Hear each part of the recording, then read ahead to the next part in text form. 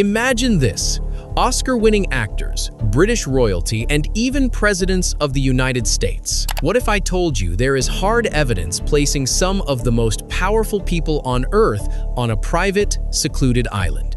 An island surrounded by dark rumors of a global human trafficking ring. Would you believe me?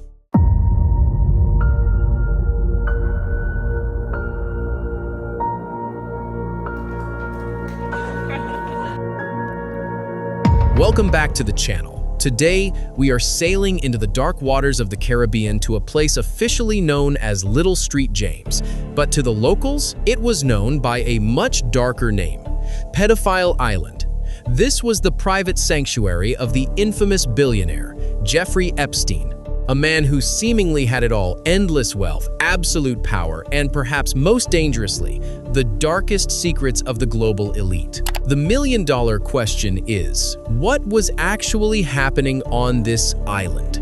Why were tech moguls, world-renowned scientists, A-list celebrities, and even royalty flocking to this tiny slice of paradise?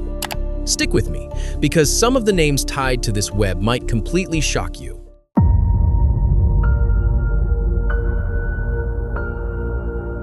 Epstein bought Little Street James, or as he creepily renamed it, Little Street Jeff, and turned it into his own private kingdom of sin. Behind the beautiful beaches and luxury villas was a horrifying reality.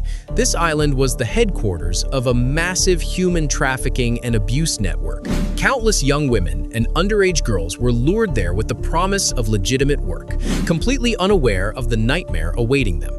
They were trapped, stripped of their dignity, and forced to fulfill the sick desires of Epstein and his ultra-powerful VIP guests.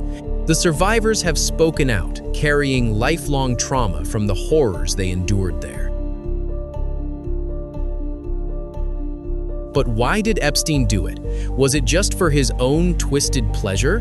Many investigators believe it was much deeper than that. It was about leverage. Epstein was allegedly running a massive blackmail operation. By capturing politicians, royals, and celebrities in compromising situations, he held the keys to their destruction, ensuring his own power and protection. When the court documents were finally unsealed, the world stopped. The guest lists and flight logs from his private jet, nicknamed the Lolita Express, exposed names that shook society to its core.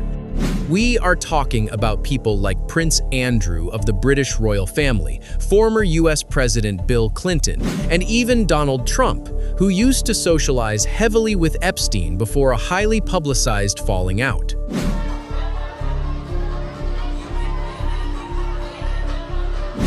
The documents even casually dropped names like Nobel-level scientist Stephen Hawking and Oscar winner Leonardo DiCaprio.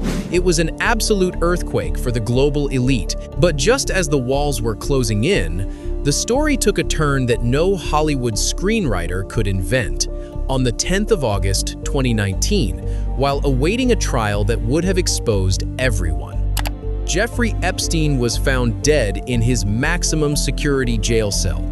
The official cause? Suicide by hanging. But the public wasn't buying it. At the exact moment of his death, the security cameras outside his cell conveniently malfunctioned. The guards allegedly fell asleep and failed to check on him. It sparked a massive conspiracy theory. Was Epstein silenced? Did he know too much about the wrong people? Did the shadow powers of the world decide he was simply too dangerous to keep alive?